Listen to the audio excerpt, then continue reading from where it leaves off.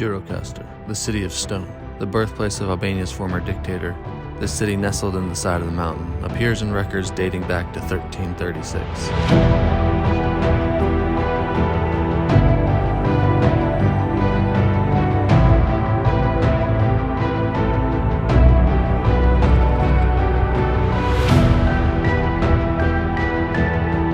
With a massive fortress built overlooking the old town, a picturesque UNESCO World Heritage Site.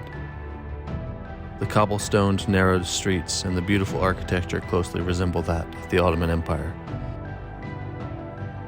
And just around the corner from the center of the old town lies Friends Hostel, where I made my home base while in town. The hostel was run by the kindest couple and their family. Avisa and Roland and their children are often seen around the common room of the hostel, watching the television or playing backgammon with their grandfather, with multiple seating areas both indoor and outdoor and an incredible view of the fortress. And some nice furry friends that sat peacefully as people came and went.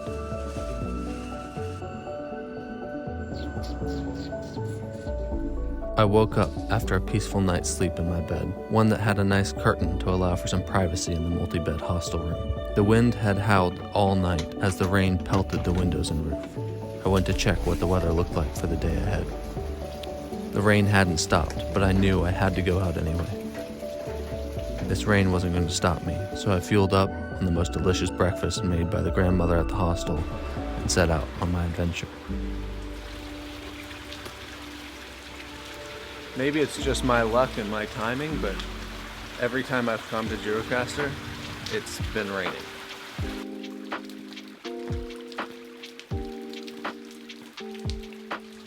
As the water flowed through the streets, I began my short walk, mostly uphill, toward the fortress.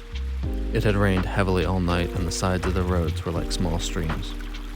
Water came cascading out of the gutters along the walls. I found a nice vantage point to get a view of the castle and a panoramic view of the town itself. But the clouds came into the valley, completely overtaking the mountain peaks, and I had to find shelter, something more sturdy than my umbrella. I stood with some construction workers under a small overhang next to a hotel as the water ran right below my feet. When the rain showed no signs of letting up, I zipped up my jacket, gripped my umbrella tighter, and decided that if I wanted an adventure, I would likely have to get wet.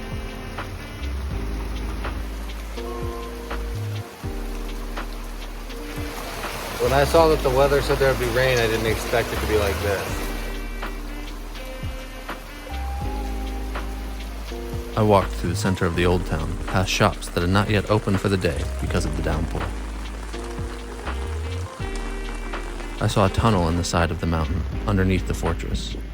And, if for no other reason than just to take a bit more shelter from the rain, I went inside. I wasn't sure where it would lead, but isn't that the fun of adventures? Well, it turns out it came out to what would have been a beautiful view, had it not been obscured by the clouds. And after that slight detour, I knew it was time to get to the castle.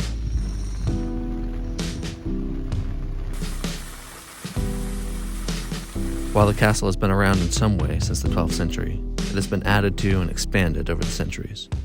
I walked through a hallway of heavy artillery, captured during the communist resistance against German occupation.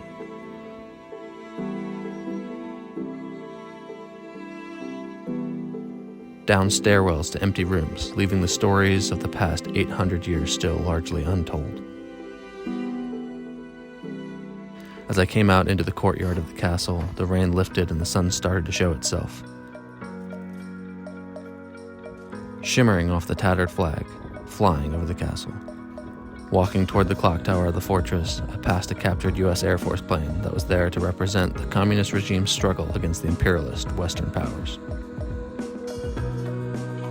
And then I made my way toward the clock tower. The stone walls, probably more ancient than my own country, but holding fast and continually doing their job for hundreds of years. And I got to the end of the fortress and breathed in the incredible view of the valley, as one rainstorm drifted off into the distance and another came not far behind.